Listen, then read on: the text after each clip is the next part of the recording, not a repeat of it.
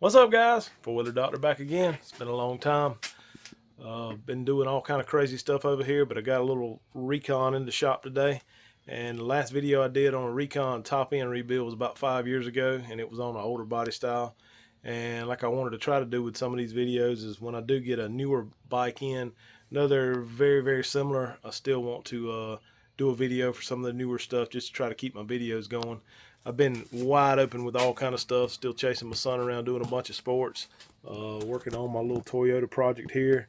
See the motor's in it, actually getting ready to do some interior stuff. Bought a battery for it yesterday, so that's a big feat, so I'm about to crank that thing up.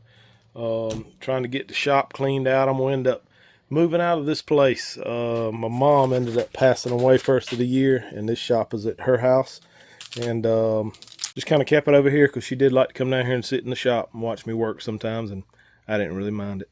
I'm gonna end up building a shop at my house, but I've got to clean all of this mess out of here and build me a shop at my house and move it all over that way. But still working on a couple four-wheelers here and there, not very many. Hadn't probably had a handful in here in the last probably 6 months. I've been really hitting it hard on that Toyota project. But like I said, we got a 2022 Recon. This is been rode a little hard, put up wet, smoking pretty bad. I'm just going to do a top end on this one. I think in my prior video I ended up doing a clutch on one too, but the clutches are good in this one. It's just smoking real bad. So I'm going to pull the top end off, and hopefully it don't need a crank. It's got a bad rattle to it, but I'm thinking that's mostly valves. So we're going to start with pulling this thing off, basically just getting these plastics off first. Push pins here. There's one under here. Gets a little sneaky. You gotta about stand on your head to get it. Actually, that works easier if you pull it out from the inner fender. Here. Same on that side. And pull this plastic off, and that will open up the fuel tank so we can get the gas tank off. And I'll go ahead and pull those push pins out, and we'll cut the camera back on when I get them out. Take it a second. Alright guys, got all the push pins out of it now. Should pull right off here. I also got a new camera, well, a new phone. My wife tried to see how waterproof my other phone was, and it wasn't very waterproof. So hopefully these videos will look a little bit better, especially than the 5 year ago video I had. So all these push pins are out now. Just kind of flip out the side pieces, and that pulls right off. Comes all off in one piece. I didn't mess with taking the two push pins out of here. I just don't really have to do that. Keep it all together like that. Makes it a little easier. So now what we're left with is the fuel tank. Fuel tank has these little rubber straps that hold the tank down. Just pop them off, one on each side. And then there's two 10mm bolts up here at the very front of the fuel tank, and you can loosen those up, pull them out. It'll take me just a second. I got those loose. These for some reason of all these Hondas, the only odd bolts on these things are these fuel tank bolts. They have a point on the end of them.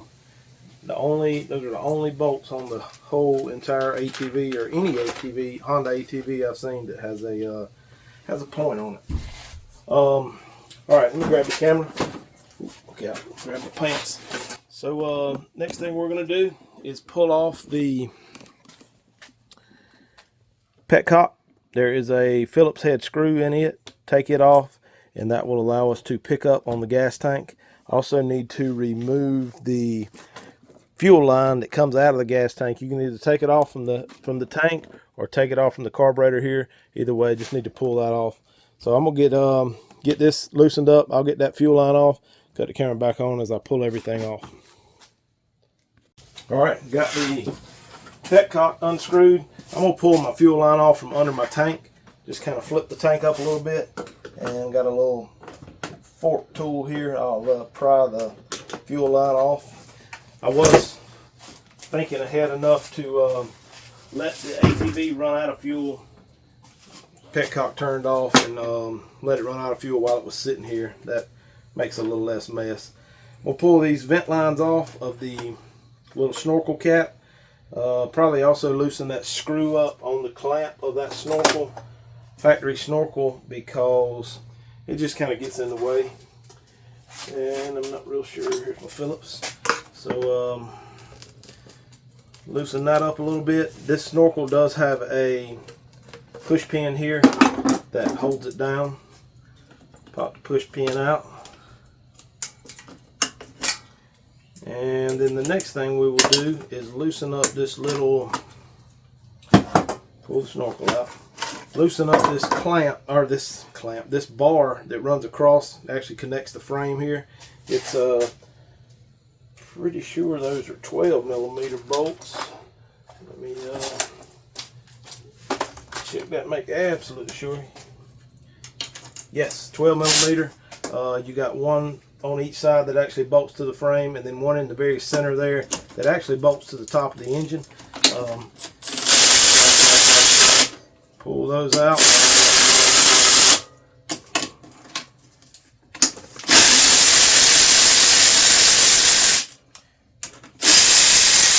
And this got my trusty cardboard here to keep up with the bolts. If you don't have one of these and you own a Recon or own any four-wheeler for that matter, make you one. They are very handy to have. There's my bolt holes. Actually, that ain't the right one. I don't even know. I think I actually got them in the bolts with all the other push pins. All right, so now we got to get this very center one out. Sometimes there is a rubber bushing in here that comes out too.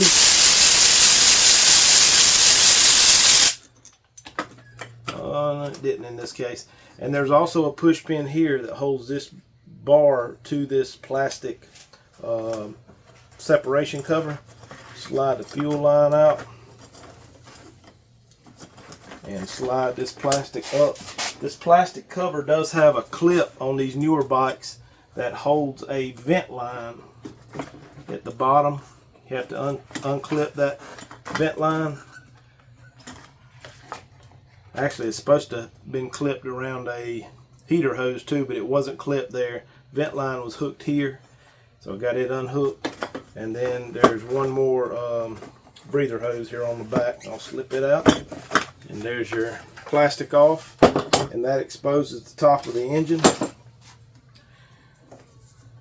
So what I'm going to do next, I'm going to pull the spark plug out of it, because that makes it a little easier to turn over. And you don't really have to do this, but I'm going to set it at top dead center. Setting it at top dead center just makes it easier to push the head on, or push the rocker arms on. Doesn't have anything really under pressure. So I'm going to set it at top dead center, and I'll show you how to do that. So I'm going to go ahead and loosen these timing covers up. They're a 17mm. I don't know if these have ever been taken off before, but they're pretty tight. So they come right off. They actually have a O-ring in there. This is where you would set your timing if you ever wanted to do a valve adjustment. And pull the plug out. I'm going to get the air hose. Actually, I'll probably slip them back in, but I'll get the air hose and blow all this. This is not really muddy, but it's a little dusty in here. So I'm gonna blow it off just to make sure I don't get any dust in the engine. And also I'm going to, while I'm got you here in full attention, I'm going to shoot a little bit of probably PB blaster on these bolts for the manifold, where the exhaust manifold bolts to the engine, because those bolts they get heat on them, they get water and mud and all that. They are tough to get off. So I'm gonna shoot that on there and let those get loosened up, and I'll cut the camera back on just a sec and show you how to get it to top dead center. All right, folks, let's got everything blowed off here. Got the valve cover inspection holes out, and pulled the spark plug out just to make it turn over a little easier. This bike here, the newer ones like this, don't have a pull start on them. Not really sure the reason, but it doesn't.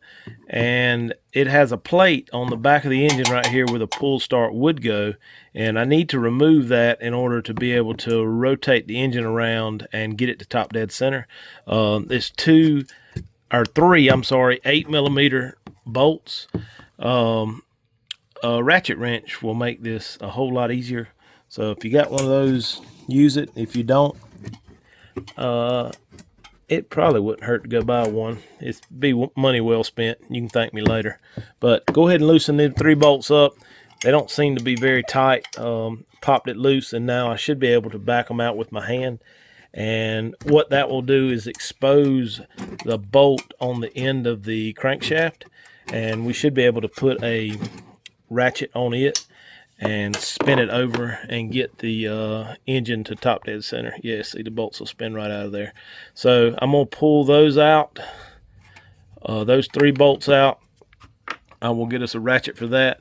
And also you need to get a Allen to open this inspection hole here, and it is a 5mm. I'm pretty sure. This is going off of memory, and my memory ain't the best in the world, but just so happens I had a set of Allens here within arm's reach, and this one here is the one you need, and it's upside down naturally.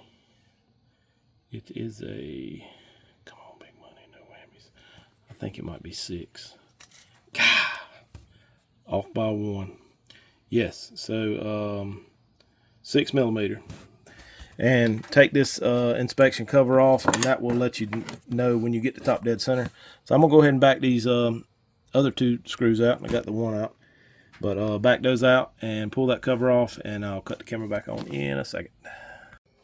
All right, guys, I'm back. Had a little phone call, and we're back to the top end on a Recon. Fell on the phone, wanted me to say that, so give him a shout out. All right, so I got this pull start cover unbolted, 3 bolts like I said, and also remove the inspection hole here with the 6mm Allen. And this takes a 14mm, and there's actually a bolt head in here you can reach in there and catch. And you want to rotate this away, which would be counterclockwise, and get a screw, a flashlight, rotate the thing around until the intake, this is what we're going to do here. The intake opens and closes. We're waiting for that thing to move right there, that thing that's got the little 10mm nut on it. This thing has almost no compression because I can about spin it over with my finger here. So this whole time I'm rotating this around. There we go. Now it's moving. So the piston's going down and sucking air and fuel in. All right, so it's coming back up, and the piston came back up. So we're at the, coming back up to the compression stroke. I went past it. So now we rotate around, and there will be 2 marks in this hole here. When I get to the 2 marks, I'll show them to you. I'm not sure exactly how easy you're going to be able to see these, but I'm going to try to show them to you. There we go. 2 marks in there. We're going to see how good this new camera works. It don't look too good. Oh my goodness, we might be able to see it. Come on, Samsung, don't let me down now. There is 2 marks on that shiny thing in there. 2 little tick marks. It looks like, actually, it's not the shiny part all the way to the far right. It's right to the left of that. There's like a ridge, and then there's 2 tick marks. Okay, that's when you need to start slowing down and you're rotating. So go a little bit farther in your rotation, still going counterclockwise, and you should come to another mark. I really should have put this thing on a tripod. It would have made it a whole lot easier. And I also probably should have just rotated it with my hand. So now there is a mark with a tick mark and an F. See if you can see this. I wonder if I can zoom in on it. Get a little light on the situation. Come on, baby. Come on, baby. Oh, look at there now. See there? Samsung has not failed us today. There's a F. That little tick mark below the F is the line. So that is actually when the engine fires. So the next mark you come to will be exactly like that one, but it will be a little tick mark and a T. And that should be top dead center. Let me see here. I don't believe that's it. It's a little bit farther than that.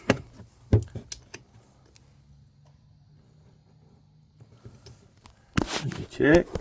Yes. Here we go. Going again.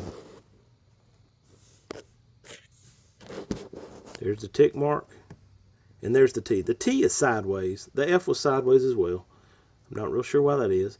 And then there's a little, you see that arrow to the right? That is what you line up, the arrow with that tick mark.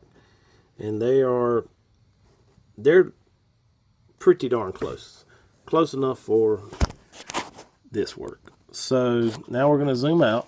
We're going to go up here to the top, and just a way to check to make absolutely sure you're at top dead center, you should have play in this exhaust valve,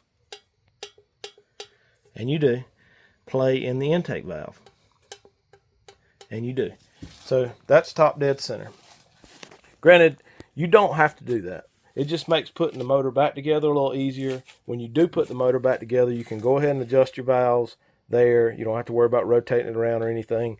It's just what I do, and that's how you do it. So next thing we're going to remove is we're going to take this rocker arm holder, I'm going to call it, off.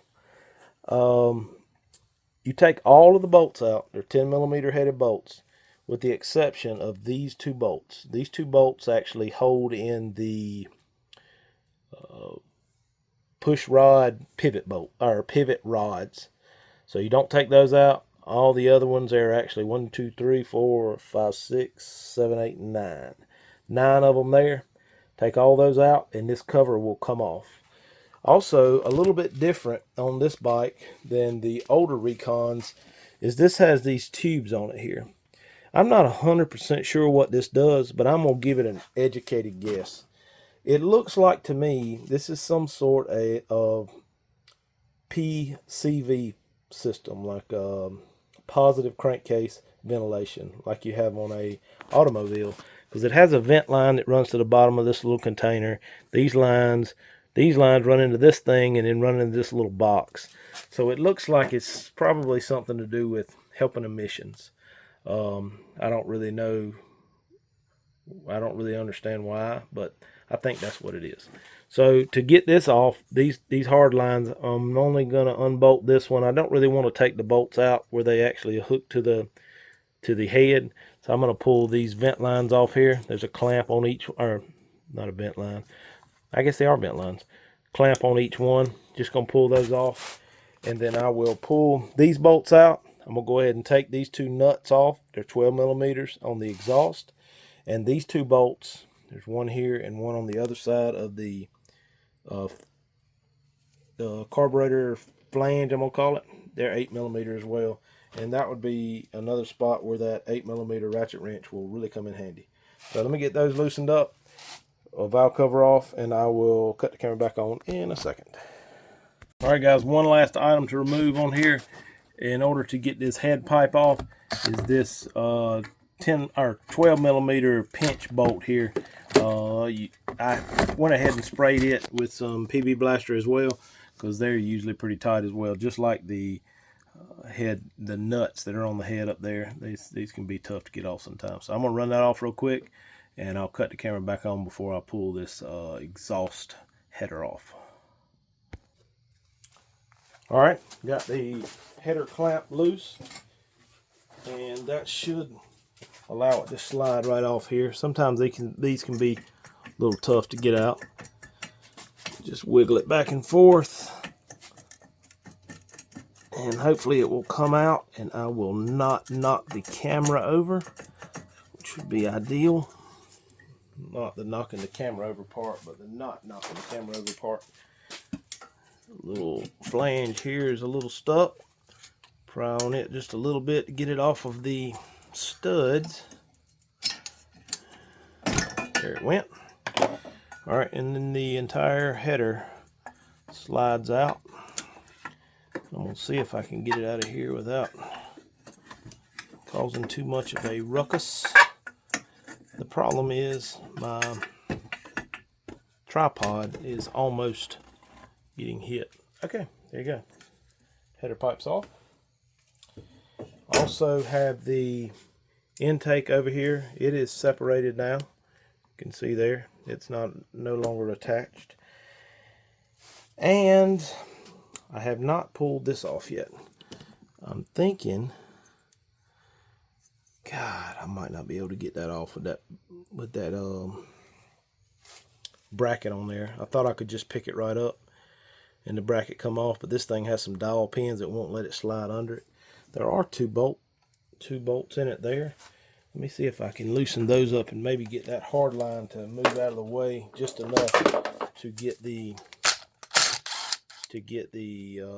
rocker arm holder off. I did let it move a little bit, but nowhere near enough.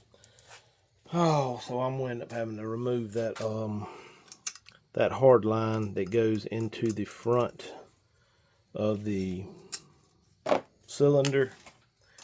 That's actually, yes, in front of the cylinder head. That's what that is. So I may as well leave these bolts out. So get down there and get that loose. It looks like it is, oh yeah, it's great. It's an Allen head. So they're usually fairly fun to get out. I'm not sure what size that is. If I had to guess, it's smaller than that one. And then the one Allen that I need is not on the card. It's actually a 5, I believe. So stick it in here and see if it fits. And yes, it does. Actually, I think they'll go in there pretty easy. So I've got a another Allen. We're going to call this a socket. So I'm going to loosen both of those bolts up, top and bottom, and remove that hard line just so I can get this rocker arm holder off. I'll get it loosened up and cut the camera back on in a second. Alright, so I got both of the bolts out. 5mm Allen. I don't really like Allens, particularly in this usage. These have already rusted a little bit. This is a 2022 model. I could see where 10 years down the road those things might be practically impossible to get out. So just wiggle that hard line just a little and it comes loose. I will show you the end of it. It has a gasket on the end that you do not want to lose. And stick those bolts in our cardboard. So got that loose. Now this top cover should slide right off, as it does. Set that to the side. There's also a gasket here. This oil is pretty black in here. Pull that gasket off. I'm gonna wipe it down real quick because it's gonna make a mess in my box. Also a dowel right there that almost fell out, so we will stick that back in the top there. And there's another dowel here. I'll go ahead and pull it out so it doesn't fall out. Then there's 2 push rods. Have a little oil on the end of those. Clean them up as well. These push rods are the same front or intake and exhaust, so there's really no fear in mixing those up. Clean up a little bit of this oil. And so now what we need to take off is the actual cylinder head, which is this part here. It's got the valves in it.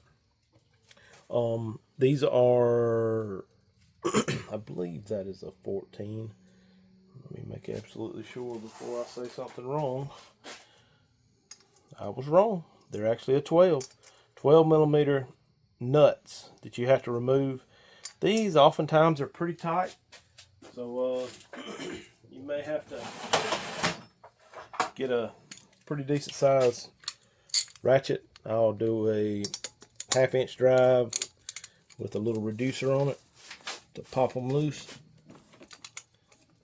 and they're still pretty tight. I'll have to get an extension. Let me get an extension. I'll get these loosened up, and I will cut the camera back on right before I pull the top off.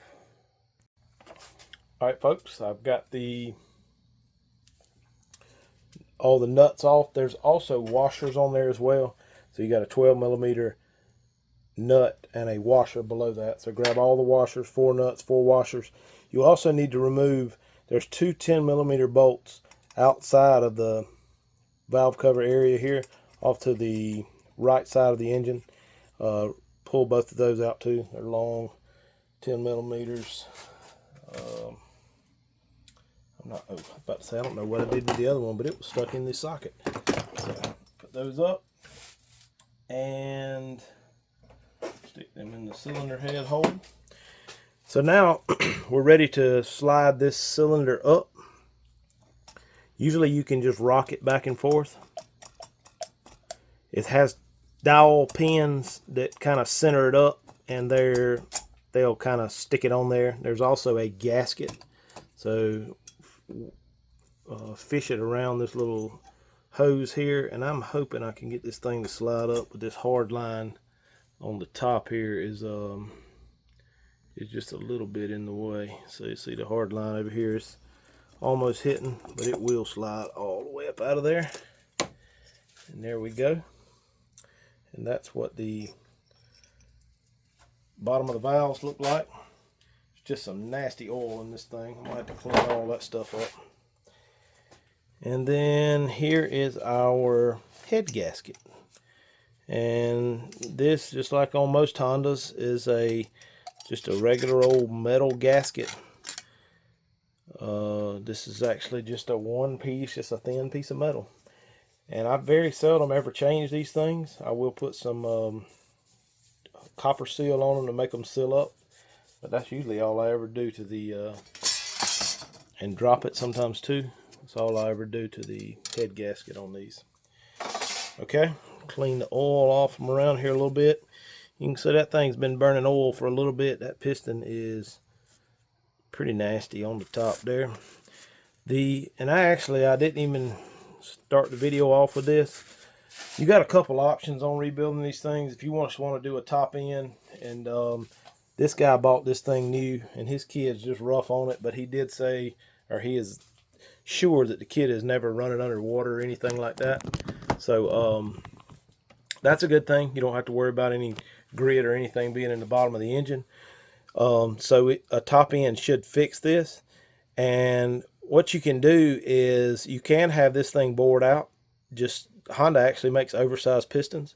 They usually go up in like 1/4 millimeter increments.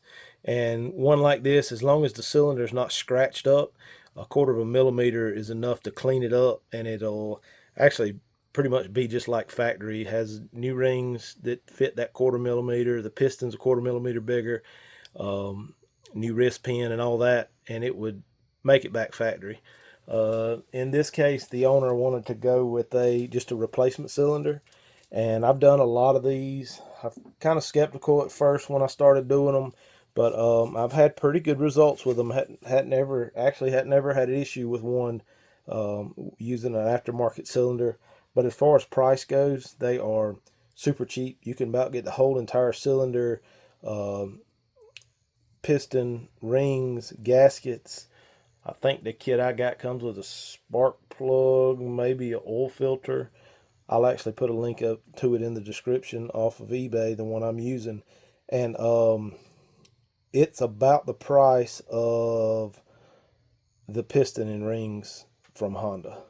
So it's a lot cheaper. And then my guy that bores them out, he charges a pretty good bit, which he does a good job. So I'd have to pay for that too, or the owner would. And he just wants to go with a whole cylinder. So that's what we're going to do. But I'm gonna go ahead and get this cylinder off now. Same with the head. You can kind of rock it back and forth sometimes and get it to come off, and sometimes you have to pry them. They have a gasket below the cylinder there that has to come up, and this one's not going to pop right up, so I'm going to stick a screwdriver under there and pry real easy, because you don't want to break any of the fins off. It's stuck on there pretty good. See if I can catch it on this side over here and pry up on it a little bit. Actually, it won't come off. One other option is to take a rubber mallet and here again, go easy on it, because you don't want to break any fins off, but usually a rubber mallet's not strong enough to pop them off. Just do like that and it pops up. So ease this thing up. There is one of the dowels still in place. I believe the other one was going to be in the bottom of the head. And then there you go.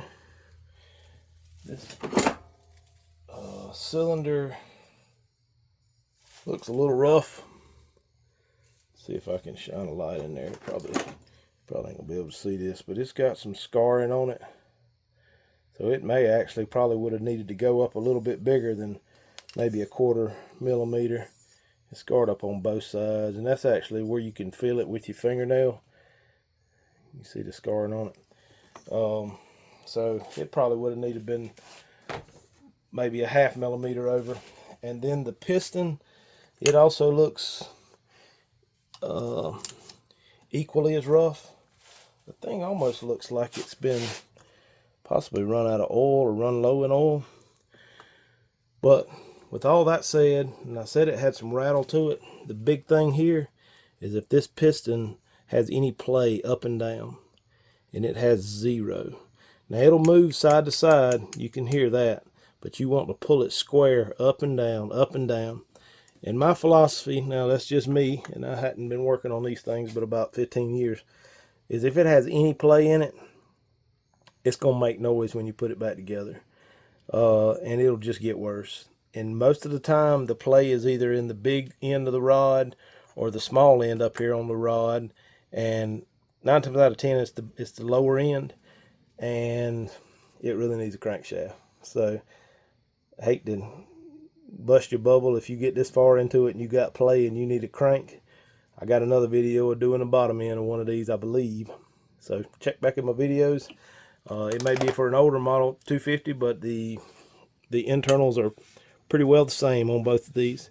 So if you're lucky like me and this one's just got or doesn't have any play in it, then we're going to move on to the next step in removing that piston and taking the ring out, or the wrist pin out, knock it out, and then getting ready to put the new one in there. So cut the camera back off and I'll cut it on when I get ready to remove it. All right, folks, we're back again. It's been a week or so since I worked with this project. Had a little beach vacation, just got back. So I'm not 100% sure where I left off, but this is where we're going to start back. We're going to start off by working with this cylinder head a little bit. This kit I purchased, I don't think I mentioned earlier, but it is one of the Nietzsche, however you want to say that, kits. A ton of them online. This is probably about the 10th or 12th one I've ever put on. Had pretty good luck out of these things. Surprisingly, the stuff Honda uses is nothing real special as far as cylinders go or pistons. The pistons are just a cast piston, and that's actually what you get with this kit. Just a normal old cast aluminum piston. It comes with a wrist pin, clips, rings, new cylinder, but it also comes with gaskets. But this kit, there are some out there that do, but this kit did not come with any valve seals. So I just so happened to have a few packs of valve seals laying around, and you can order these as well. I will put a link to the valve seal part number in the description because I don't have it here right here on me. But I have some valve seals. I'm going to try to take them out of this package. But I'm really struggling right now, as you can see. And this is what they look like. Green ones with a little spring like around the bottom as well as a spring on top. They're under these springs here. So what we're going to do is I'm going to clean these valves up and replace those valve seals. What I do with this, I have a valve spring compressor. You can rent these things from Parts Place, and that's probably what your average person would do just because they wouldn't own one. But I actually own one. It's like a huge C-clamp. And it works great for these things. It's made for automotive applications, so you have to really crank it down to actually get it to fit one of these valves. But okay, so what you do is clamp this valve spring compressor. The forked part goes up here on the spring side, and the plunger part goes on the bottom. And you just pull it down until the spring starts to compress, and there's two little retainers here that will pop up. It really helps if you have a magnet or maybe a magnetized screwdriver to get these out. I'm gonna just kind of work them around, and I can speak from experience that you don't want to lose these things because they're not the easiest thing to find when it falls in the floor of the shop. So here we go. I've got to work on this glove too. For some reason, it's not going on my hand. That is what the retainer looks like. It's a little wedged piece of metal. There's two of them, one on each side. Get both of those out. Then you can ease up on this spring compressor, just like that. Flip it over and hang it. And the spring will come out. There's actually two springs. You have an outer spring and an inner spring, and the top. Just keep all those together. Set that off to the side, and you can push the valve out like that. These valves here do have some oxidation on them. I'm probably going to hit them with a rag and get as much of that off as I can. I may end up hitting them with a wire wheel just to get the rest of it off, but these are pretty clean. I'm also going to go around the center of this with a wire wheel. Nothing real abrasive, but just to get some of that oxidation off the stuff that's built up over the years. And do the same thing with this one. This is actually the exhaust valve. The exhaust valve most of the time is usually a little more crusty than the intake. So pull both of those off, and I will clean that up with the wire wheel, and I will cut the camera back on in a second and show you me actually. I'm going to lap these valves, they call it. It's where you take a valve grinding compound and put it around the seating location of the valve and spin it, and it just cleans up the seat, so you get back your compression if you had any leaking by there, or just cleans everything up. So let me get these cleaned up with a wire brush, and I'll cut the camera back on in a second. All right, got everything cleaned up here. Like I said, I cleaned this is the exhaust valve. Got it cleaned up pretty well with the wire wheel, as well as the intake. Intake wasn't that bad. One thing to look at on these valves, these are fairly new because this bike's not old at all, is to check the lip where it actually seals there. Sometimes there'll be a noticeable groove cut in it, and you can have some issues with compression and all that because the valve's not sealing up, and you may need to replace your valves. On Hondas, it takes a lot of miles to wear these valves out. I've seen some wear out fairly quick on some Kawasaki models. I don't really know what the reasoning is behind that, but that's just what I've seen in my past experience. But Hondas are pretty tough. But if you do have any kind of lip there, or just want to replace the valves, they're fairly inexpensive. I usually don't do them, particularly on a bike that's this new, because it hadn't been run too terribly much, usually enough to mess the valves up, and that's what it is in this case. Like I said, I just took a wire wheel and hit it the combustion chamber as well as the valves. It doesn't scratch it up and gets all that oxidation off, makes it back clean. So what we're going to do to lap these things, there's actually two different ways, well, maybe 3, but one of them's way too hard to do. We use this valve grinding compound. This is made by Permatex. It's actually like a, I'm gonna call it like a gritty toothpaste. And I just dab a little bit of this on here around that lip there where it seals up. This is water-based stuff too, so it wipes right off. Stick this back into the valve port there, and like I say, you got 2 options, or there's really 3. You can spin that with your hand. You don't have a whole lot to grab onto there, so it's a little tough to do. They also make a tool, and I actually have one here, and it works okay. It's like a wooden handle with a suction cup on the end, and if you prop this cylinder or this head up to where that end of that valve's not touching the ground or touching the table, you can get this suction cup to grab on there and spin it. Just do it by hand, apply some pressure, downward pressure on it, and then every time I pick it up, it's like it makes that paste go around the seating surface, so it gets a little bit extra gritty paste every time you pick it up. So I kind of pick it up, push it down, work it a few times, pick it up. Just do that a few times, and it will end up leaving that that mating surface fairly smooth. My suction cup is not working real good here, but I'll show you the end result.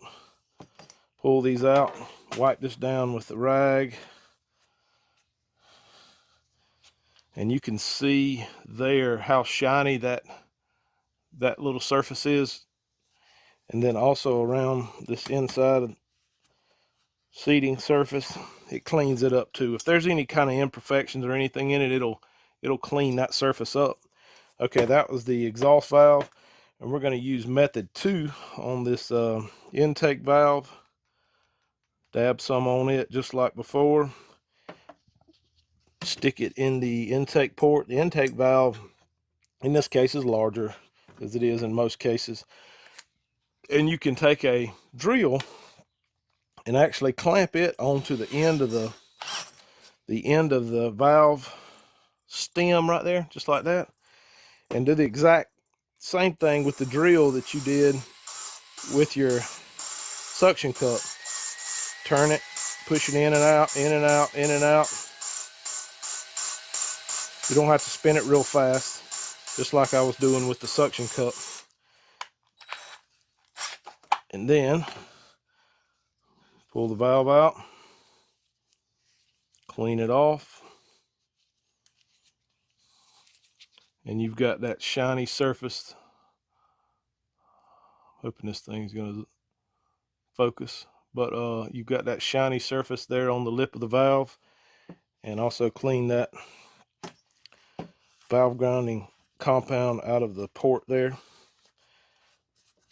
All right, so that's it for lapping valves. Fairly simple. Yeah, I think it really does help your combustion. Just if we're this far in, we may as well do this, because as you can see, it don't take very long to do, and pretty simple. You can do it with just a drill, or even, like I said, do it even with just your hand. So the next thing I want to do is pop those valve seals out. I'm going to use my little trusty fork tool here that I use for my push pins, and you can go in here and just catch the bottom of that valve seal and just pull it right up. You want to make sure that the little spring there does come out. So we got both of those. I need to spray the top of this thing out too with some brake cleaner. Let me clean the top of this cylinder head out. All right, got that cleaned up a little bit.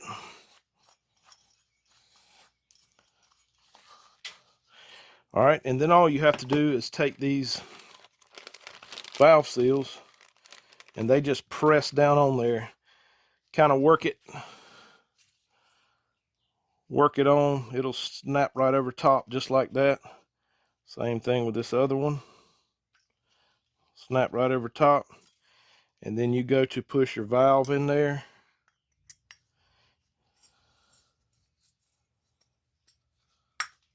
There you go, that seals up on it. All right, and then to put this back together, just like in the disassembly, put your springs back on. These springs, they may look identical, but the inside one has a tighter coil, and I guess the outside one may have a little tighter one as well, but the tighter coil goes toward the bottom. Put that on with your little cap on there. Get your spring compressor out again. And on this spring compressor, if you end up renting one like the one I have here, it works better if you do the opposite side. Do the opposite side, I guess, clamp from one side to the opposite side valve. This little metal hose off the side really makes this a little more difficult. So just get it started in there like that. Press down. Hope you can see that. Yes, press down on the spring compressor. You don't really have to crank down on it. Press it real hard in there. You just need to get it probably 1/8 of an inch below the end of the valve seal, or the valve stem, not seal. And then you push these little clips in there. The clip goes with the skinny side. It's tapered, so the skinny taper goes in first, and they just kind of snap down in there. And then when you ease up on them, the pressure of the valve spring actually holds those clips in there. And do that for both of them. I believe I read this in some manual I've seen somewhere before or something, and it kind of makes sense. You want to take a hammer. I'm just going to grab one that I got laying here and tap this into this valve stem to make sure it's seated up good. And it is. Sometimes those two retainers will get cocked in there a little sideways, but when you tap them, they will straighten back up. That one actually was sitting correct when I first tried. So all right, so let me get the other intake valve stuck in there, and I'll cut the camera back on in a sec and show you how I get ready with the cylinder. All right, guys, now we're getting the cylinder prepared to go together. I'm gonna spray just a little bit of brake cleaner, clean the top and the bottom off on this thing. It usually comes shipped with some oil on it, and kind of clean that off a little bit. And these cylinders, the way they normally work, they put these sleeves in them, and then normally bore them after it's put together like this to make sure the bore's good and square. But they will very seldom clean them. And what happens is, I know the cylinder looks pretty smooth, but it'll have some little scratches all up and down it from the boring process. And there is some grit naturally from the boring process as well. And that grit will stay in those little scratches, and it can prematurely eat up a set of rings. So what my engine guy has always recommended, even when he bores them, is to take and clean this out. Usually just clean it out with some soapy water, and a lot of the instructions, that's what they say, wash the thing out with soapy water. I don't really like doing that. For one, I don't have a sink here in the shop, and it's just a little cumbersome to do that. So what I do is take some transmission fluid. Really don't matter the brand, but transmission fluid has cleaning agents in it, and it will actually get in those grooves and clean that grit out of it. You can actually see just one white there, how it's turned black. And I usually go up and down on the cylinder, spin around, flip back to the top side, do it again there. I usually use almost like a thick paper towel, but I couldn't find one real quick, so this is what we're going with. You can see how black that is. Then I flip around, do the other side. I keep doing this maybe 4 or 5 times until I finally get the rag back out and it's not black. So we've got all our grit out, and apply some pretty good pressure on it to rub up and down to get this grit out. And I just do that, and that really helps to to make your rings last longer, you know, you might as well start off with a clean cylinder. So that's what I do. Keep doing that. We'll do it a couple more times in a sense of boring y'all with the details. One other thing we need to do while we got this cylinder getting it ready, we'll take our old cylinder here. We've got to get these pins out. Usually you can grab them. Actually, you can grab this one with your hand and pull it out. Grab them, pull them out with your hand, or a pair of needle nose pliers clamped around them will let them slide out of there. You need to make sure you put these in the same location on this cylinder. See, there's one here.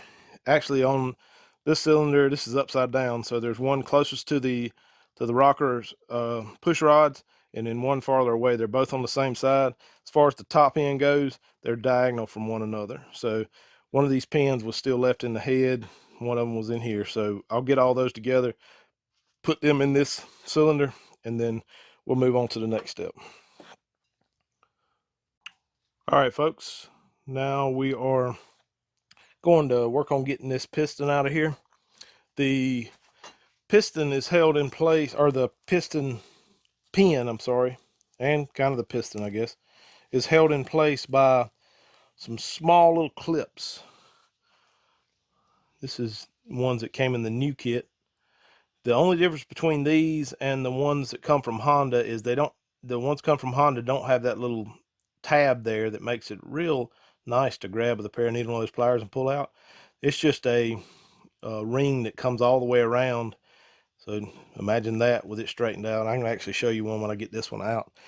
But they're stuck in this piston. This is the new piston. And it's made to where that little indentation there, so you can stick something behind that and pop that little ring out. It works real good if you use a pick, but I have said this before and I'll say it again. Please learn from my mistakes. Shove some rags down into your crankcase here, because 10 times out of 10, if that ring comes out flying, it will go in the crankcase. And it's probably not the end of the world if it does. You can fish it out of there, and be honest with you, it might not ever have a problem again, but the way my luck goes, if it fell in there, it would get between two gears and break a tooth off, and I'd lose first gear or some crazy something like that. So I'm just going to say, stick you some rags in there. We can replace those rings if it goes flying across the shop. But if they go down in the motor, it's hard to get them out. You don't have to really much worry about the two holes for the push rods to go in, because they actually have cups in them. If it falls in there, you can slide the cup right out and get it out. So it's not that big a deal. And I'm going to clean up all this stuff too. But first things first, we need to get this snap ring out. All right, we'll get this thing out. Use a little pick. This 90-degree bent one works pretty good. Catch it in that little indentation, like the other, like I showed you on the other piston. This one actually popped out pretty easy. There's your snap ring. And it's not 100% crucial that you keep up with those, because we have new ones with the new piston. So the biggest thing is just do not let it fall into the crankcase. And then you can just take anything and push the wrist pin out of here. Piston pin, I'm sorry, the wrist pin. I guess they do call them wrist pins too. So let me see if I can grab some type of screwdriver here or something and push this thing out.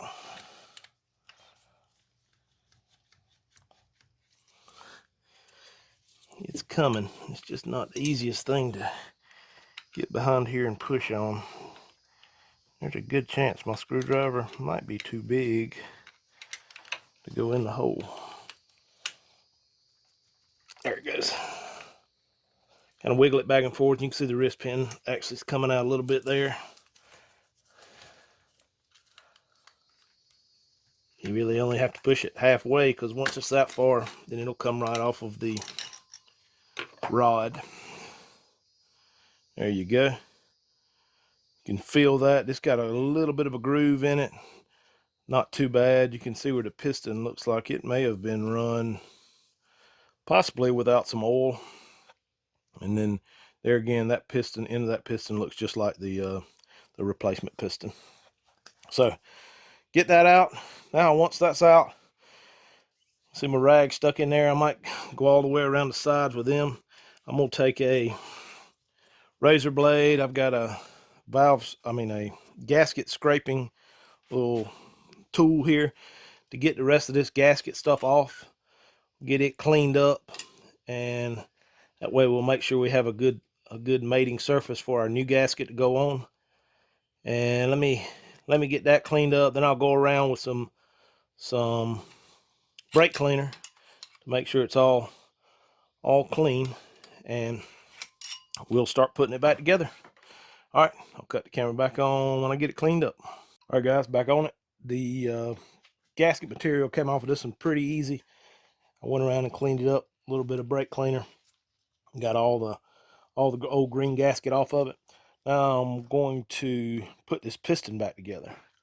All right, so on this piston, it's got an N, IN stamped right there. Hopefully you can see that. So that will be the intake side of the piston. Intake is toward the carburetor. So the way it's set now, that's the wrong way. It needs to go this way. Intake toward the back, no marking toward the front. If you remember back how we took that piston pin out, we're going to put this one back together just the opposite. I'm going to go ahead and stick a snap ring in this end, in the end marked in, and I'm going to see if I can do it real quick here on the camera.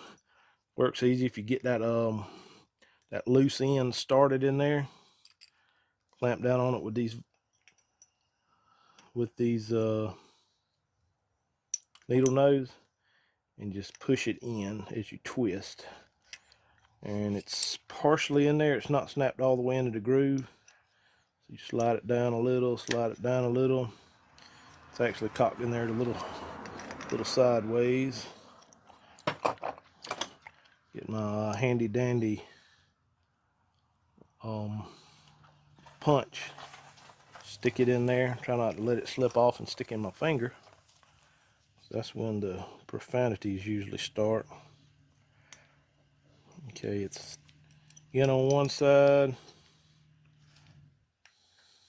I do keep my finger over the end of this thing, over the open end, so that if it does happen to fly out, I can catch it.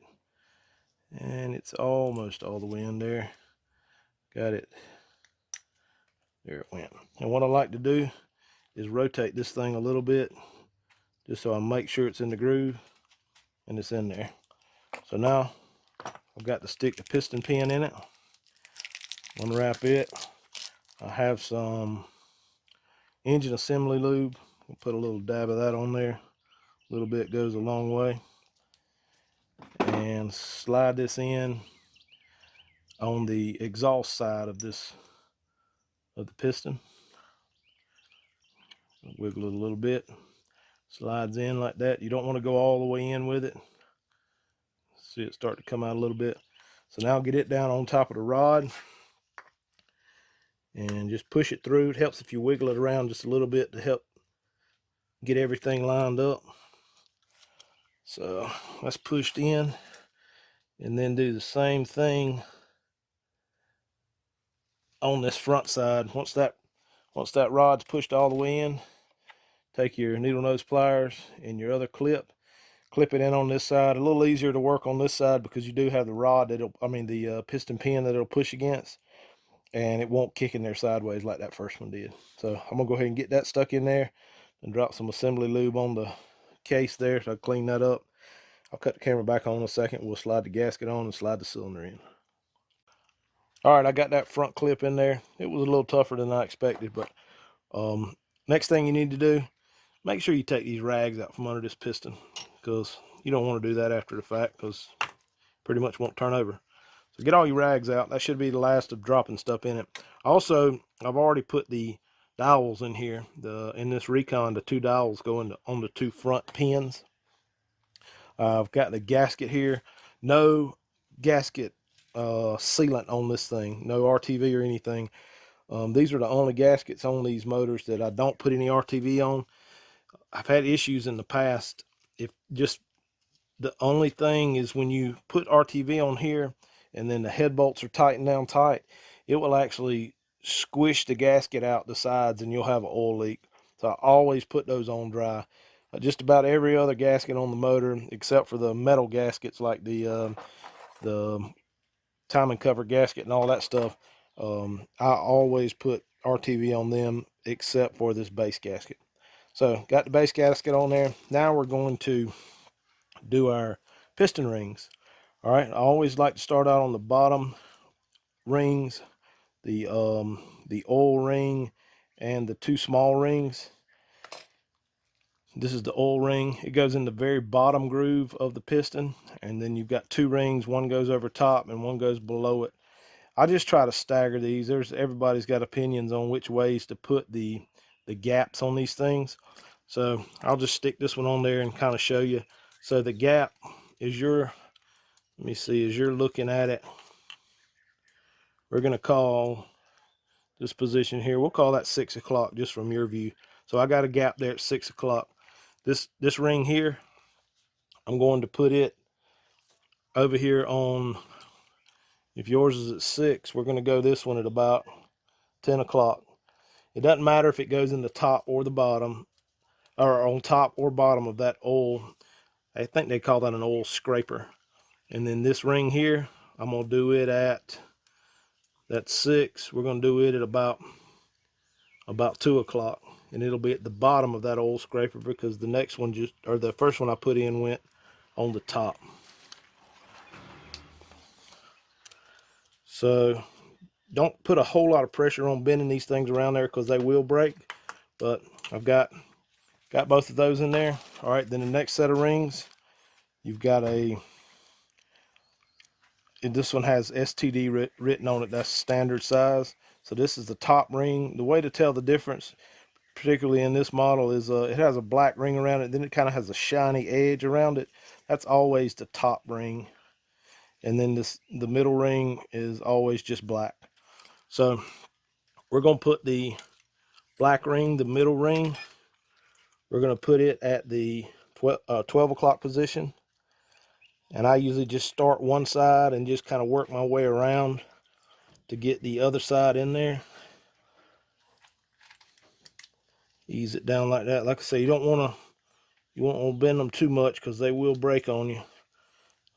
So okay, that one's at 12 o'clock, and then this one here, the one with the shiny ring around the edge, it is going to be back at that 6 o'clock. And you also want to install these with that writing facing up. So just pry it out just a little bit, work it down, it'll flop right in the groove, and there you go. Now your rings are in. All right, let me get that cylinder and I'll cut the camera back on in a sec when I slide it on. All right guys, I'm gonna see if I can put this cylinder on with working behind you. But start off with, I did put a little bit of oil inside of that cylinder there to help it slide down on there. It goes on in this direction, the holes toward the right side of the ATV. And you just line up the studs and try to go down as square as you can with this. That'll keep the piston rings kind of lined up. And also take a little screwdriver like this, and sometimes you have to work one side or work the other side and push it in there. Some of these go easier than others, probably because I've got this on video. It's going to be one of the tougher ones, but you just push it in and kind of wiggle the cylinder. You don't really want to push down on it very hard because it can bend these rings. But this is where patience really come to help you. If you don't have any patience, you might want to get a friend to help. So just kind of lightly tap it. See, I'm just hitting it with the tips of my fingers, so we're not putting much pressure on it at all. The biggest thing is just to make sure that piston doesn't cock sideways, because it will get stuck and not go on at all. And now I've actually got the actual crankshaft just trying to spin on me, so I'm gonna lift up on it. I am holding up on the bottom of this piston the whole time, and if it gets a little stuck, you can lift it up like I just did and kind of halfway start over. Mine was stuck there, so drop this down.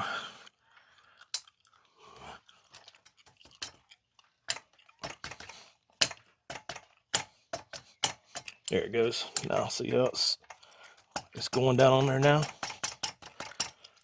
And so I think my crankshaft's gonna rotate. Yeah, it is, but my piston's lined up. So we'll drop it all the way down. I can rotate this thing back around with the nut on our recoil back here. But just make sure it's seated all the way down. You have to get it lined up in those dowels. So just push down on it hard. There it is. It snaps in. And let me see if I can rotate that the crank bolt down there. I don't know why I don't have the socket on here, but I don't. Rotate this thing back up so I can get it back at top dead center. And like I said before, you really don't, not 100% crucial. You have to get it at top dead center.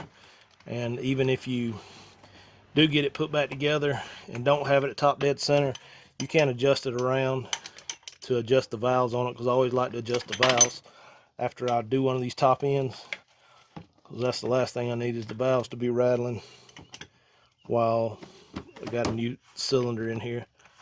So rotate this back up, just about at the top now.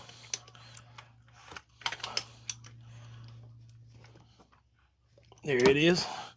All right, so back up, top dead center. You can see there, pistons in the top.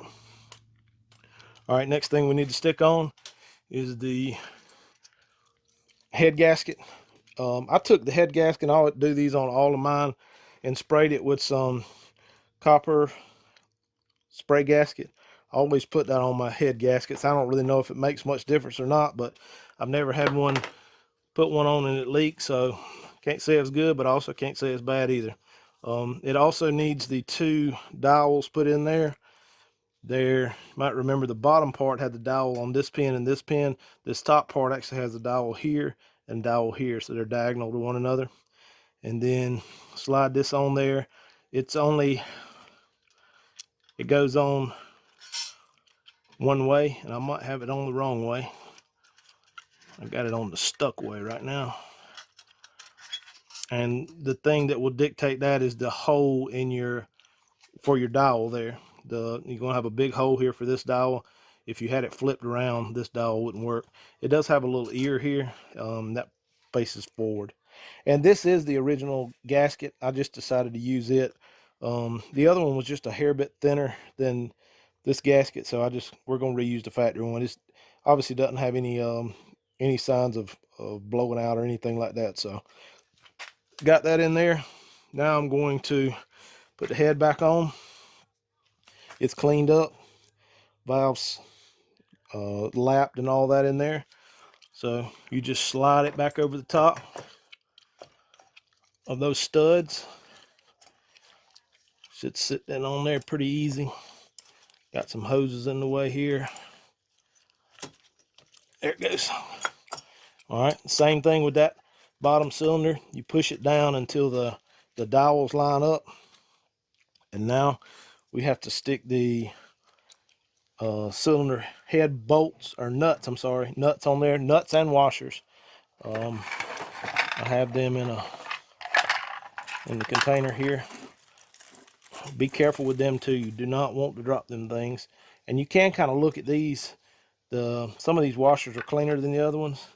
Naturally, the clean ones will go. These are actually inside that timing cover, and the dirty ones will go on the outside, just like that. And I got one more in here. Goes on there. Same with the nuts. Those are pretty clean nuts, so they go on the inside, and the dirtier ones go on the outside. And then we'll torque these things down. I don't know what the torque spec is right now, but let me cut the camera off. I'll get the torque wrench ready, and let you know what the torque setting is on it. All right, guys, I got the torque spec on this. It's actually 30 Newton meters or 22 pound-feet. I'm gonna do it in a couple steps. Probably gonna tighten these down at like 9, and then I don't know, go to 12 or 15 or something like that, and then do the last 22, and just do a alternating pattern on them so it tightens down even across, and that will be it as far as getting the head down on there. So let me do the rest of this torque, and I'll cut the camera back on with the next step. All right, guys, now we're going to stick the rocker arm cover back on this. Before we get the cover on there, it does have 2 dowel pins in it, one here and one diagonal from it here, and then you slide your gasket on. I don't put anything on these gaskets. Like I said before, the metal ones usually only put copper seal on, but these here are actually made to be reusable because, well, you don't really have to take it off in this case, but most of the four-wheelers you take the cover off, and that's how you access the valves for adjustment. So I've got both the mating surfaces on these cleaned up pretty well, and I like to pick up on these rocker arms before you let it on there, and before you set it on there, and that kind of helps you line up the end of these push rods with those little indentions. We got to turn this thing around the right direction first. It goes like that. So get it lined up on your dowels, go down with your push rods. That one slipped out of my finger. There it goes. All right, line it up on your dowels, push it down. You should have just a little bit of play in your push rods. I mean, like probably a 1/16 of an inch of play or something in them right now, until you tighten down those bolts and pull the bolts out of your cardboard here. We're gonna go ahead and stick those on. And I also still, just from looking at the cardboard, I also still have to install these 2 bolts down here that you can see that actually go on the cylinder. You want to install those after you've torqued the head down, because they can squish the gasket down, and that can change how they're tightened up. But I'm gonna go ahead and stick those 2 bolts in there as well, and torque all these down, just kind of alternating the pattern so it you don't have it cocked in there sideways trying to tighten it down.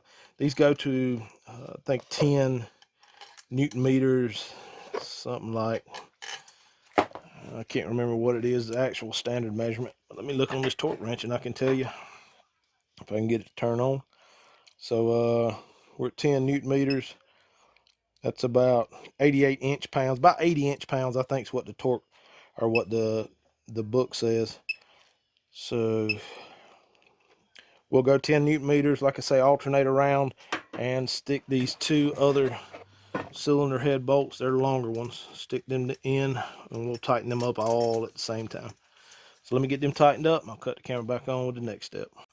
All right, guys, now we're going to work on, got these torqued down now, so now is just as good a time as any to adjust the valves. I did adjust that, or turn that crank bolt up until I got that T mark back in this inspection hole over here on the right side. I'm sorry, left side, like I showed earlier. So it's timed back up. Both of these should have some play in them, and they do, as you can hear. And the way you adjust these valves on this Recon, it calls for 5 thousandths of an inch, 0.13 millimeters. So you get you a filler gauge like this one here. That's 5 thousandths. I don't know if you can see it or not. Helps really when you bend it too. So the Recon, some of the Hondas have a slot in the top that you can spin it with a screwdriver. This one here doesn't. It's actually got a square drive, and I found out the best thing to adjust this with, I know I'm a redneck, but a deck screw. It's square drive. I actually bent it. It was bent again, but I broke the tip off of it. But it'll fit right down on this square drive, and you can turn that and hold it. You know, get it to where you need it, hold it or whatever as you loosen and tighten the adjusting nut, or the jam nut. So it's a 10 millimeter jam nut. You need to break it loose, this one was already fairly loose. So put your 5/1000 feeler gauge in there, slide it in. It slides in with no resistance. You turn that square drive adjuster until you get some resistance on it. You don't want it to, it kind of will slide back and forth. You don't want it to not slide. You don't want it to be so tight that you pull it off and it kind of catches as it comes down. So, and another thing, when you tighten this, once you get it there where it feels like it's got a little resistance to it, you want to hold that center adjuster as you tighten up this jam nut. So it about takes 3 hands to do it, but if you hold your mouth right, you can get it. So go ahead and tighten it good and tight there. That didn't move. So seems a little loose. I'm gonna go one more time with it. So loosen that jam nut up and turn this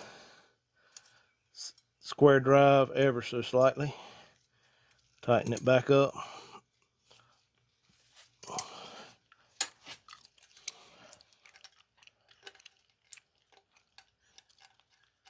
Yep, see, it's got enough resistance to kind of drags as it goes through, but it's not enough that you can't push that thin feeler gauge through it.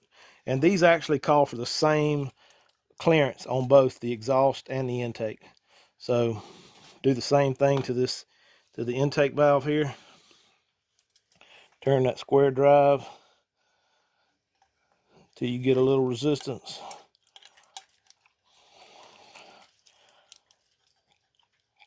All right, and then tighten up that 10mm. These were out a little bit. This thing was rattling pretty bad when it came in. One reason it kind of surprised me that the crank wasn't bad in it, but the crank is still good. So it was just valves rattling bad, and probably that piston flopping around the way the piston walls looked, or the piston skirt looked on it. And I'm gonna tighten that one more time too. I don't know, it's a little bit too loose for me.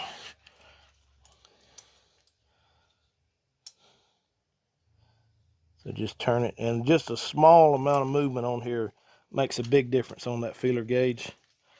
So see, we done went both ends of the spectrum now. This one's a little bit too tight. I can't even get the feeler gauge out. So back it off just a little.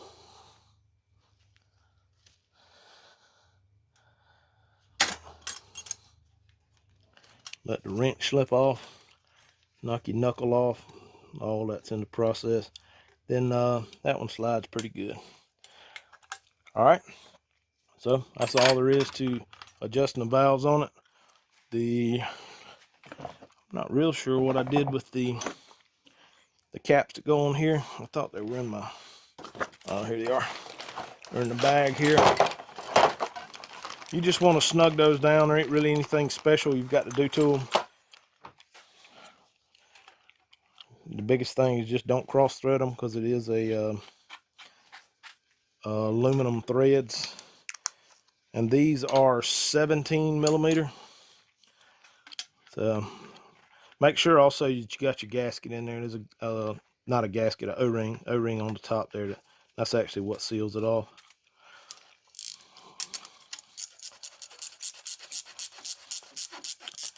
And just snug it up.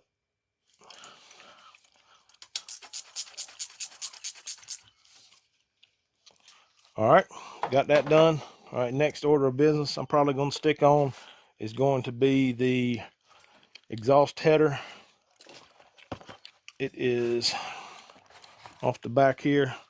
I'm going to, just because the camera's set up over on that side, I'm going to try to slide it in this way. Actually, let me get the camera up so you can see. Feed it in from the top here, this exhaust header. Go in here, slide it up in the muffler tube that's back here. There's actually a gasket in there. It's like a metal, I'm not real sure what it's made out of, something that's heat resistant. So you want to get it kind of centered up. You don't want to force it, because it can fray that gasket. So just kind of get it centered up. It'll slide right in there. Usually doesn't have much resistance on it. Biggest problem I'm having now is getting my flange lined up. For some reason it looks like one of those little one of those little header studs is bent a little bit.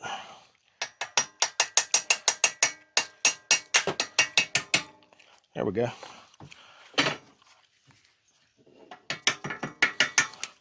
Yep, just get that flange slid down over the header studs and push back on that exhaust manifold header, whatever you want to call it, as you get that flange lined up. And then it uses these funky looking 12mm nuts. Tighten those up on there. I don't know what the torque spec is on these. It's just tight. It has a crush, like a copper washer in there that these seat up on. So I usually tighten them down real tight, because if you don't, you'll have a leak there. I just do this with a this is a ratchet wrench here, so I don't really put no extension on it or nothing like that trying to break it off, but it does have to be pretty tight or you'll have a leak. But in this bike, it's pretty simple. If you do have a leak there, you can hear it. It's normally fairly loud. You can get in here and tighten these up after you have everything put back together. So you can reach in there with a wrench and tighten them down if you need to. All right, so I'll get these tightened down pretty good, and then also have to go back here where these two meet up on that flange and tighten that bolt up. Pretty sure it's a 12mm too, off to the side here. I'll go tighten it up and the exhaust will be done. All right, next order of business, I'll get that flange in a minute. I'm going to need to put these two carburetor bolts in. They're 8mm. Go in real easy with a little 8mm ratchet wrench. The one we didn't ever take it out. It's kind of hung in the gasket, in the boot there. So you can start it back with your fingers and then start the other one back. Don't tighten both of these down all the way until you get both of them lined up, because they can be tough if you try to do that. So I'm gonna get those lined up, tighten those bolts down, and just snug them up too. You don't want to break them off. All right, I'll cut the camera back on the next step. All right, guys, we're back on this little Recon project again. This is about the third day of working on this thing. Got, like I said, left off that last video, I tightened up these manifold bolts. I got this clamp tightened up. Also got these 8mm on the intake boot tightened up. Now I'm going to work on putting these hard lines back on. They are a Allen, and you don't remember from taking them off, these are, I believe these are 5s. Yes, 5mm Allen. And I may just kind of hand tighten or finger tighten these in just to get it kind of lined up, because I still got some of these bolts to put in. There's all kind of brackets on this thing, and me just looking at it right here, I believe I've already put one too many bolts in this rocker arm cover, because one of these brackets for this hard line actually bolts into that bolt right there. So I need to take that bolt back out. So we just put that one in kind of as practice. We're going to pull it out here real quick, and then that way our bracket will line up, and we should be able to get these Allen heads in there. So spin that thing up, get your flange halfway lined up over here on the front of your cylinder. And also this other bracket that goes to, actually it's two brackets that connect those two hard lines together. Two bolts in those as well. I'm just going to finger tighten that one. I'll finger tighten these in, and that way gives us a little bit of wiggle room on putting in these Allen head bolts. So you got two 10mm here that need to be tightened up, and then this 110 on the rocker arm cover. And then this should line us up pretty close with our flange and our Allen head bolts. So everything is lined up correctly, including the stars. it just goes right in there. Actually doesn't wiggle or anything. The that hard line has a little bit of a nipple that sticks out the back of it, so it kind of lines up in a hole on that head. And I don't know what the torque spec's supposed to be on these. I'm assuming probably the same 8 or 9 foot-pounds, Newton meters. Not very, very tight. It's got a gasket on it, so it just needs to be snugged up. The manual actually says on a lot of these 10mm headed bolts, and these they're the same size shank as these Allens are, that you just snug them up. And that's what we're going to do to these. So I got both of those Allens snugged up, and now we're going to snug up these 10mm on those brackets. Put an extension on here, grab this 10, drop that pair of pliers. Let's run this on down with the impact. I had never seen that impact sweat before, so we'll let it do a little bit of work. All right, now we'll just snug those up with the wrench. There we go. And I could torque that one down because I torqued all the other ones down. So I don't know, just for some consistency across this whole thing, we'll torque it and see. See, I didn't really need to torque. I did that with the old hand torque, so it was good. All right, last item of business is hooking this vent line back up.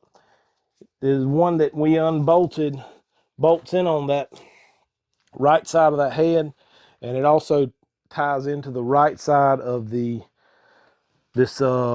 vacuum little canister here. I dropped the pair of pliers, so I don't have any to put this clamp back on. I gotta grab another pair. Those are on there. Got the spark plug in, spark plug's hooked up. Only other 2 things that we have to do is put this timing hole back in, wherever it is. Actually, it's laying right here. That 6mm goes in this inspection hole over here on the side. Just snug that one down as well. And we have to put the 3 bolts back in the, I can't get that to start in there. Have to put the 3 bolts back in the pull start cover. 3 8mm headed bolts back in this. That thing's got a little nipple like on it. Make sure that head's in the right direction. It should be facing, hopefully that faces kind of up. Let me see here. Yes, it faces, this actually kind of faces out toward where your calf would be as you were sitting on the bike.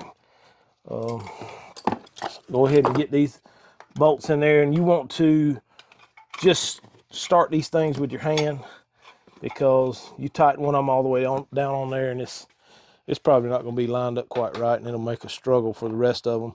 Usually try to run them in with my hand, and then we can tighten them on down from there. But that's really the last main things we got to put on. I will go ahead and get these tightened up, and then I'll cut the camera back on as we put this black cover back on here and the fuel tank, and put some oil in this thing. I've had it actually draining overnight here. I'm gonna put some oil in this thing, and we might see if we can fire it up here in just a minute. So cut the camera back on in a second. All right, guys, got all that stuff tightened up. And like I'd mentioned on the disassembly, 8mm ratchet wrench makes that pull start or recoil cover very easy. So next we're going to put on this bracket here and the black cover piece. Really the only thing that's got to go over top of this is the fuel line here. Feed it under that brace, and this just kind of actually sits down in there, but we have to clip this vent line on it, on the little clip under it, to make everything fit in there right. It's right there. It slides on there, slides forward, sits down in there like that. And the only other thing is these are 12 millimeter headed bolts that go in here on this bracket. Let's see where they're at. Actually, I threw them in my bag with all my my push pins. So two 12 millimeters, as well as this long 12 with that is a washer, but it's got a little, looks like two washers, but it actually is only one. They're made together. So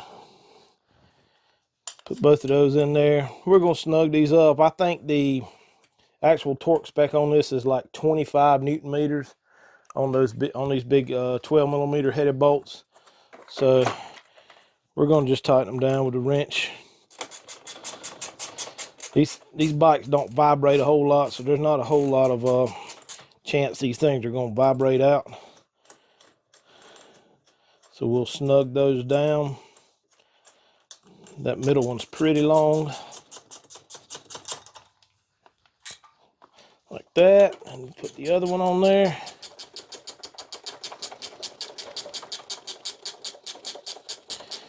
Then we will, I believe we need to stick that factory snorkel tube on there first.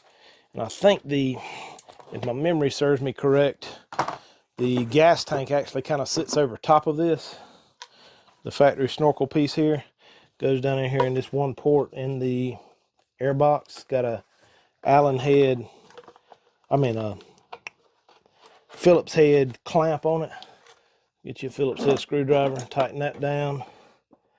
And it also has a I keep calling them snap rings, has a push pin here on this bracket that also holds it in right here. So slide your little push pin in there. Grab your gas tank. Got to get the push pin in first. There it is. Grab your gas tank. Slide it up on here. You'll need to slide this fuel line onto the petcock. It's got a hose clamp on it, but it slides on there pretty easy with the clamp on. And then those two bolts that hold this tank down, hopefully you can see that. That is the bolt with the little nipple on it. I tried to show that earlier in the video, and we might just take this little snippet of film and put it in the first of the video and this video. But these are the ones that hold the actual gas tank in. They go up here on the front. You can just kind of get it close, wiggle it around. That nipple on there helps you to get it lined up in the hole. If it doesn't feel like it's going on there very easy when you first start running it in, back it back up, because you can cross thread these things. That one slid right in there very easily. So now we get the second one in there. Helps if you turn the wheel a little bit, particularly on that one because the key switch gets in the way. We need to install the petcock back on. It just slides up on there and screws in with a Phillips head screw. You figure out which way it goes. There it is. So run that on there with a Phillips.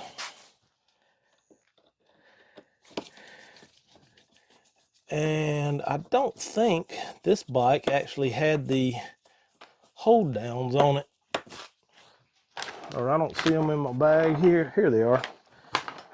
There's the hold downs. These are rubber little bumpers, elastic straps, whatever you want to call them. That's what holds the gas tank down. You got one on each side, and it has a metal cable through it too, for some reason or another. The Rencons are the only other ones that I know of that have that metal cable in them. But anyway, that's how it goes back in there. You got few vent lines. They tie into the top of that snorkel, and one more here Also ties into the snorkel. And that's pretty much going to do it. And my biggest thing with this is I just hope this thing's going to have enough juice to crank, because that one actually, we're going to run it through this other hole over here, because this thing's been sitting for a little while, and I hope that battery is good enough to crank it. But start off with, I need to put some oil in this thing, so let me cut the camera off. I'll fill this thing up with oil and cut it back on and show you the first start.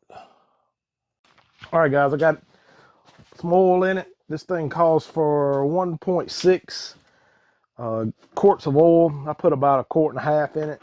It's way up on the dipstick, but I'm going to crank it, let it run for just a second, sit here for just a minute, and then check it again. And I'll probably have to add a little bit to it, but just to make sure I don't overfill it. So everything's back together. All this is clamped on. I do need to cut the fuel on, and it looks like it's got a little bit of juice left in it. I'm not real sure how much fuel is left in this thing though. Oh, it's got some fuel in it. All right, so it should be good. So here we go. We're gonna get our fingers crossed, and hopefully this thing's gonna crank up.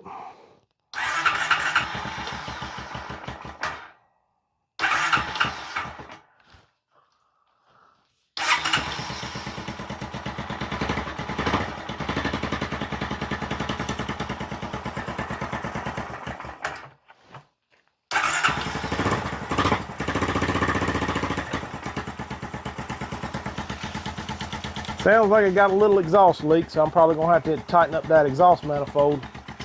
Like I said, I was hoping not to, but I think I need to idle it up just a little bit. But anyway, it cranks up and actually runs a whole lot quieter than it did when it come in here.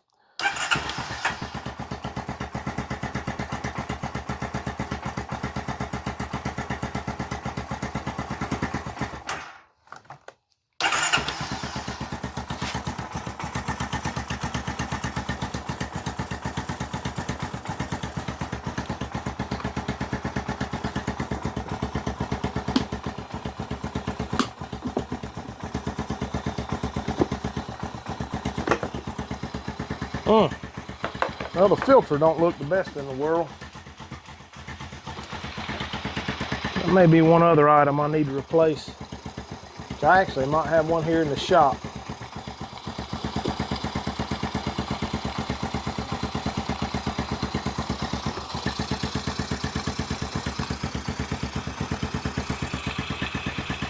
Yeah, this thing is saturated.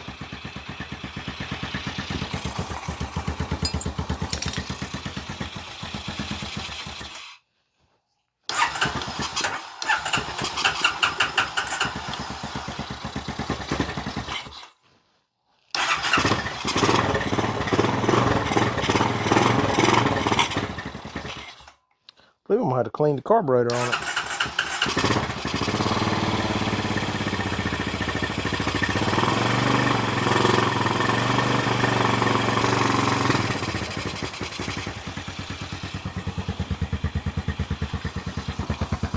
So yeah, it don't seem like it's running real good, but I believe it's a carburetor issue.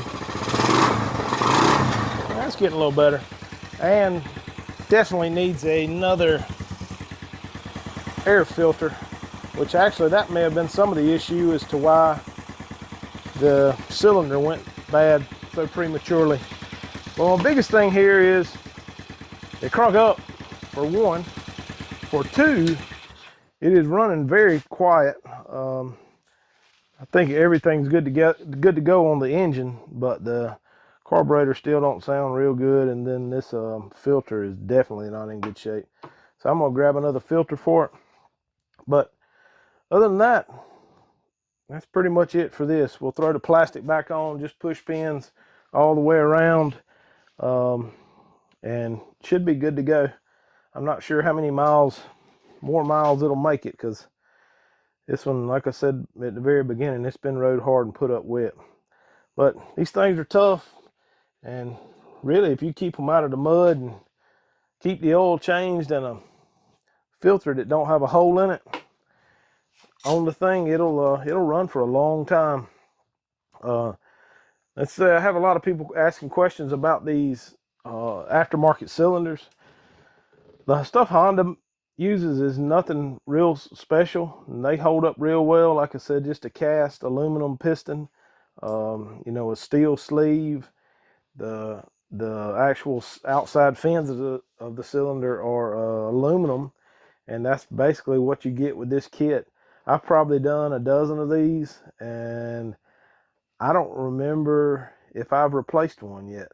So all of those dozen I've done, either the people have sold them or they're still running. And naturally, I wouldn't want to do all this work and put something on here that I'm gonna have to replace in a month. So I've had good results out of them so far, and until they give me a reason not to, I'm gonna probably keep using them, because you can't beat it for the price. These here are actually a little more, well, they're about the same price as the ones for ranchers. The 350 ranchers, they're very inexpensive. If you can find one of those that has the motor messed up on it, and you could just put a cylinder in it like this, you can turn around and end up having a nice bike for not a whole lot of money. So, all right, we're gonna get a filter on this thing, see how it runs in. I may end up pulling this carburetor off and cleaning it, but this is pretty much it for this top end rebuild. I'm gonna check the oil in it, top the oil off, which actually it don't look too bad. And this dipstick on here, when you check the oil in these Hondas, you just stick the dipstick in. Yeah, it's just a little bit low, halfway down. So just stick the dipstick in, pull it back out after you wipe it off, and that's what your oil level is. So I'm gonna stick a little bit more oil in here, do a little last minute button up things, and call this guy and tell him this thing is ready. So appreciate you guys watching. I don't know when I'll get another video out. Hopefully it's going to be on my little Toyota project, because that's probably going to be the next motor I crank up, is that LS I put in this Toyota, and I can't wait to get that thing running. So that'll probably be the next video. I've done a couple little parts here and there on it that I'm gonna probably group all together and put into one video. But there again, apologize for not being on here in a while. I just had a lot going on with life. And thanks you guys for watching. I know a lot of you guys watch these videos just to watch them. Don't even have a Recon 250, but you're still watching my videos, and I appreciate the heck out of it. And actually, I will tell you that about, I don't know, 75 to maybe 90% of the money I've spent on that Toyota project out there for a little shop truck has come from YouTube money. So I'm just putting that back in, and I'll make a video out of it. And so all you guys out there watching this video, if you're one of the repeat customers that watch all of my videos, I appreciate it, because that's where I got the money for that truck from. And I never thought I'd be able to do something like that, but I love it, and I like to keep this thing going. So maybe next video you see, I'll be cranking the Toyota, and then the video after that will be hopefully in our new shop. So until next time, y'all have a good night.